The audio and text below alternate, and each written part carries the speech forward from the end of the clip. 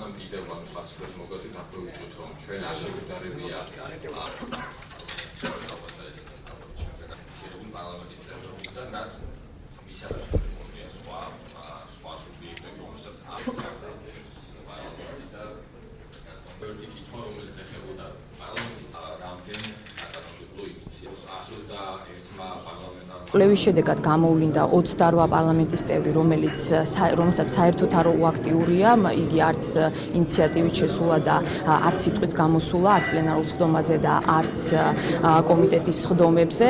ასევე ჩვენ ვსაუბრობთ პარლამენტარების ბიზნეს ინტერესებზე, რამოდენიმე შემთხვევა გამოვავლინეთ მაშინ, როდესაც პარლამენტის წევრებმა სრულად არ შეიტანეს ინფორმაცია შემოსავლების დეკლარაციაში, შესაბამისად ეს ვფიქრობ, რომ არის პრობლემა.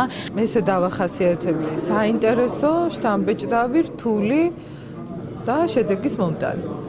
ეს არ იყო საუკეთესო ერთი წელი და ველოდები, რომ შემდეგი წლები იქნება უფრო უკეთესი პარლამენტის მუშაობის და ვფიქრობ, რომ ბევრი რამ გაუმჯობესდება. პოლიტიკური ტემპერატურა მაღალია ქვეყანაში. ამის მთავარი მიზეზი არის მაინც დღევანდელი ხელისუფლება, რომელმაც გვერდი ვერ აუარა შურისძიების და რევანშის გზას. მათ რომ უფრო მეტი დრო დაეთმოთ პარლამენტში, თუნდაც საგნობრივი დებატებისათვის, ამ მთავრობაში უფრო მეტი კონკრეტული პრობლემების მოგვარებისათვის, ესეთ შედეგი არ იქნებოდა.